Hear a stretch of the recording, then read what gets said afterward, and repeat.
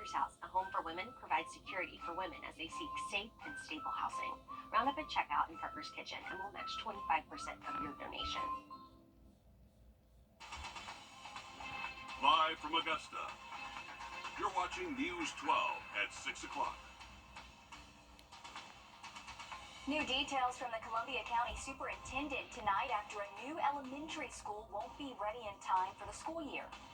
Yeah, we're really looking forward to a great school year. We are sad that Westmont isn't on time. Also ahead, what's the future looking like for the Jones Creek Golf Course? Here at First, right here on News 12. Good evening, I'm Richard Rogers. And I'm Zaina Halliburton. Thanks for joining us. A first alert tonight and tomorrow for heat index values in the hundreds. Plus, you could see a shower or storm tonight. If we're lucky for some relief, right? First alert Chief Meteorologist Riley Hale here with a closer look at what's ahead. Yeah, guys, still dealing with the week's outlook in just about 10 minutes. Thank you, Riley. The countdown is on to the first day of school in Columbia County, but for students set to go to Westmont Elementary, their first week will look different due to some construction delays. Right, for the first week, those students will start the year across town at the Columbia County Performing Arts Center as parents and students wonder what's next. Tonight, your Kennedy Payne sits down with the Columbia County School Superintendent, Dr. Stephen Flint, to give us more insight about this last-minute change. Well, the superintendent says despite the delays, they feel prepared and confident with moving the kids to the Performing Arts Center. We are days away from Columbia County schools starting back. Many parents have questions about the new Westmont Elementary School after finding out it will not be ready in time for the first day. We were informed earlier this week by the contractor that they weren't able to get that certificate of occupancy by Monday, and so we're working with them over this next week. Stephen Flint, the Columbia County Superintendent, also said weather played a role in the delays. Some of the concrete wasn't really able to get poured on time. We actually were delayed also with the paving of the front parking lot. Children do have other options if they don't want to go to the Performing Arts Center. They can do a learn from home option. And for parents with children with special needs, special education unit is going to be moved to a local school that has a similar unit so they can work with other teachers that are very similar to their needs. Flint also gave an update on the parking lot construction at Lakeside and Evans high schools. Lakeside is probably going to be most of first semester. Now at Evans, we're going to be able to accelerate that a little bit because we're going to be turning the tennis courts into parking and we're grading out an additional parking lot in the back. He says safety is a top priority. All schools will have a secure entry vestibule starting this year and at least one security resource officer. Each high school will also have a parking lot monitor. Dr. Flint says he was told by the contractor that they plan to apply for the certificate of occupancy sometime early next week, and he plans to follow up with them daily. Overall, he says they feel prepared staffing-wise, and he and the teachers are excited about the new school year. And that first week's certainly going to look different for a lot of students and, of course, the teachers as well. Thank you for following this, Kidney. They are juggling a lot right now. Also in the news, an Aiken father and son in custody following a deadly shooting over at Myrtle Beach that claimed the life of a teenager there. The Myrtle Beach Police Department says 18-year-old Gary Jacquez Abraham was arrested and charged over the weekend with murder and 3 counts of attempted murder. His father, Gary Ulysses Abraham, also arrested for facing weapons and drug charges. Investigators say the teenager was with the victim in a group in a beach access. They say he motioned for them to follow him and before he took off his backpack and opened fire. The arrest warrant says it was captured on camera. Investigators say the dad was arrested after the Aiken County Sheriff's Office carried out a search warrant, found an automatic rifle and drugs. Richmond County deputies are searching for this missing woman on your screen and a man who might have information about her. 36-year-old Shakima Turan was last seen yesterday on TJ Kelly Road near Diamond Lakes Park. Authorities believe she's in a white Ford truck driven by 37-year-old Barrett Martin. They're believed to be heading to Atlanta, where deputies say the truck was last seen. If you have any information on either person, call the Richmond County Sheriff's Office. Another top story, the city of Waynesboro brought to a sudden stop thanks to a water main break. The issue has since been fixed, but most services and restaurants in the area were forced to close for the day and possibly another. In the meantime, hundreds waiting for an all clear to stop boiling their water. Your Elizabeth Hunter has the story. Fresh water. You don't realize how hard it is to access something as simple as fresh water until it's no longer available. That's what people and businesses in Waynesboro are finding out after a boil water advisory was released yesterday and is still causing chaos today. I guess I'll have to go home and eat. Cars full of people pulled into Taylor's Barbecue to eat, or so they thought.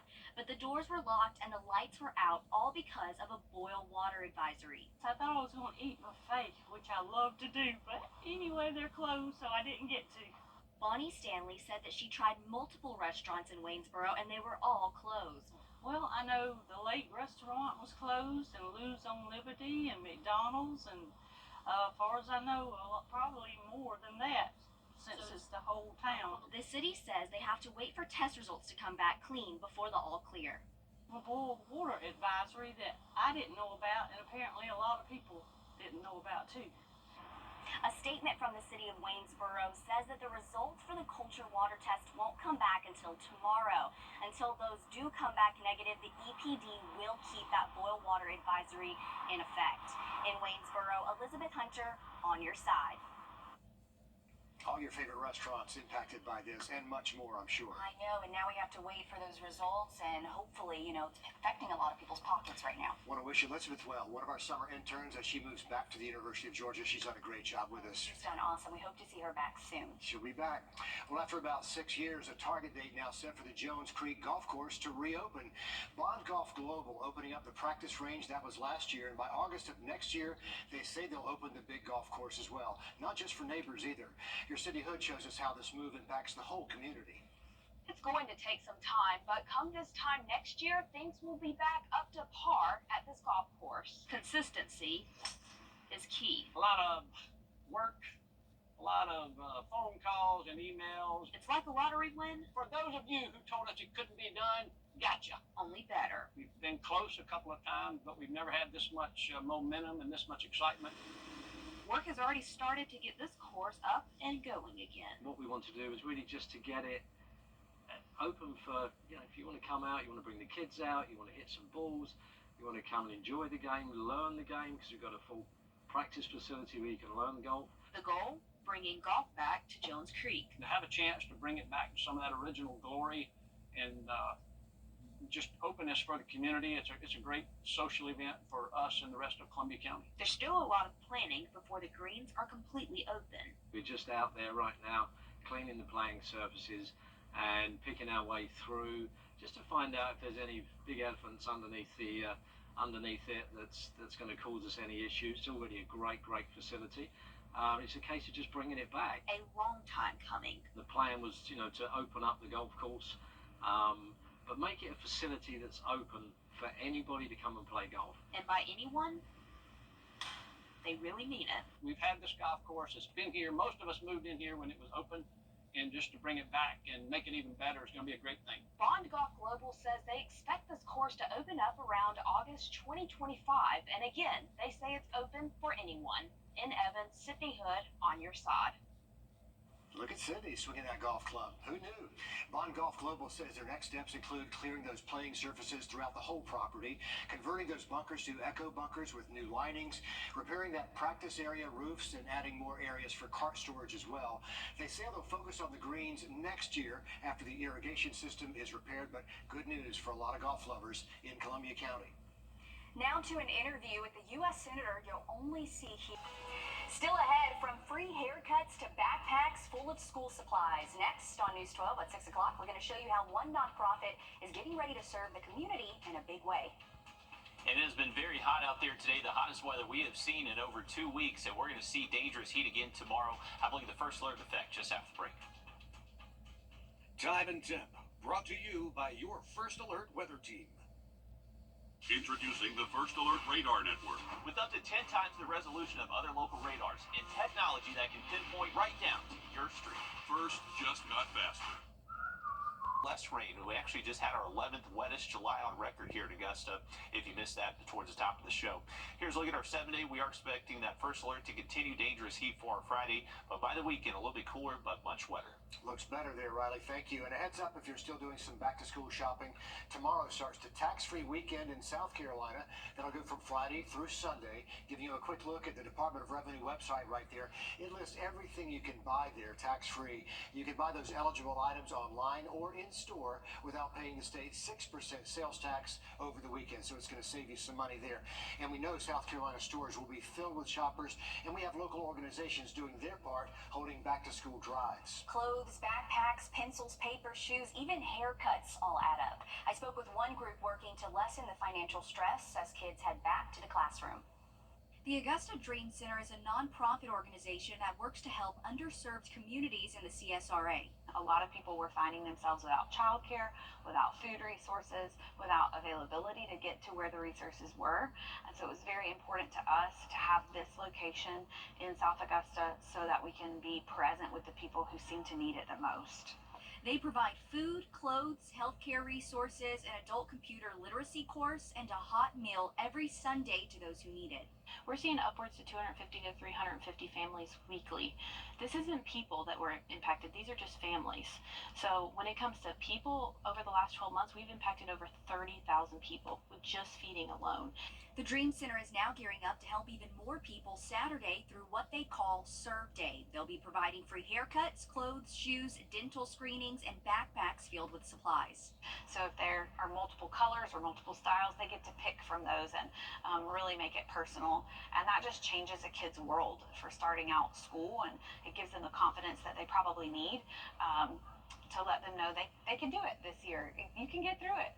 Megan says events like this happen because of the community. Many companies have chipped in and many churches have chipped in, and we'd love to see that grow. We never want it to be one name that is championed, but just the whole community coming together to serve our own people.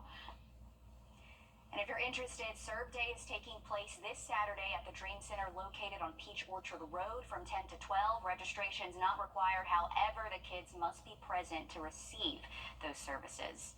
And if you're looking to do more at the Dream Center, they always accept donations of clothes, food, or you can volunteer with them. I don't remember another year where we had so many back-to-school drives and so many organizations pitching in like this. It's great to see. It's really nice to see, and it's helping so many people in our area. And of course, they're located all over, right? So you probably don't have to travel far. Good point there, and you can find out all about this on the website, wrdw.com.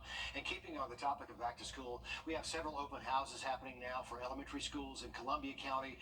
That open house ends at 7, except for Westmont. Those leaders push that back to Sunday from 3 to 5 over at the Performing Arts Center. Elementary schools in Richmond County, they're done for the day. Magnet, K through 8, and high schools, that'll happen tomorrow from noon until 6 for the open house. Other districts, including Burke County, ends at 7. We have more back to school information on the website right now. Augusta University's baseball field is getting some really nice upgrades.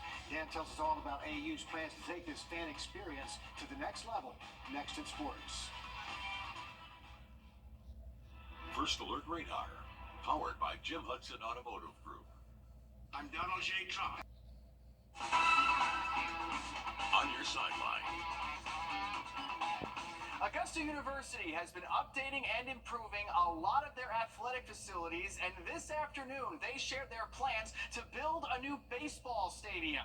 A new look Jaguar Field will include new bleachers right behind home plate with 420 seats and handicapped seating, an extension of the current concession stand area, and a new state-of-the-art press box. Jaguar Field will also be getting a new scoreboard with a video display. Fans will be able to see a live feed, instant replays, stats, and everything in between. Big things are happening over at AU, and this project is expected to be ready in time for the Jags 2025 season. Over in Athens, preseason camp for the Georgia Bulldogs is underway. Kirby Smart kicked off his press conference today by announcing wide receiver Wrdw Thomas will no longer be with the team following his latest arrest last week. This was his second arrest in the last 2 years. Thomas was booked Friday on felony charges of cruelty to children and misdemeanor battery charges. Was expected to play a key role for the Dogs' offense this year, but now they'll need their other skill position players to step up. We got a lot of guys that have played with Dylan Bell, Arian, Colby for another team's played. Dom's been very successful and got a lot of catches. So, we have depth at the top. I think we've got to find more guys that can contribute in that room. Maybe they haven't had their opportunity. Maybe they're talented and pick things up quickly. We have several guys that came in from the portal.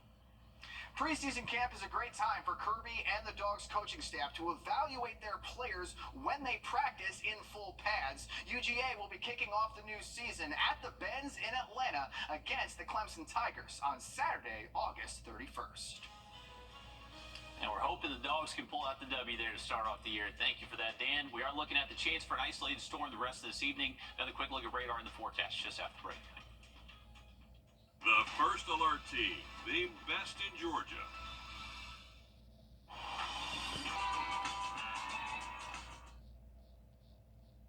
Coming up tonight on the CBS Evening News, in recent months, illegal crossings over the southern border have dropped. Tonight, Well, look at our radar network. Does show a little bit of rain and some storm activity getting close to our northern counties. This just rain-cooled air is going to continue setting off these tiny little downpours and storms as they do make its way towards the CSRA. So just a heads up, not expecting necessarily a ton of rain the rest of this evening and tonight, but if you do get clipped by one of these little downpours, definitely could produce some heavy rain at times. That's what we're seeing right now, popping up just north of downtown Washington. Tomorrow, there's going to be the opportunity maybe for an isolated shower storm early into the day, but I would say your better bet's going to be later into the afternoon. It's going to be another hot day. Those high temps will be at least into the mid-90s and feel like temperatures will be anywhere from 105 to 110. We are going to see our temperatures go back down a little bit below average, though, as we head into the weekend. That pattern should stick around most of next week, and then we'll just kind of be locked into that past Sunday. Here's a look at that 7-day again for you, though. Just one more day of the really intense heat before it does cool off a tad. Thanks for that update, Riley. Our next live update comes to the top of the hour on 26 News. And then join us back on News 12 at 11.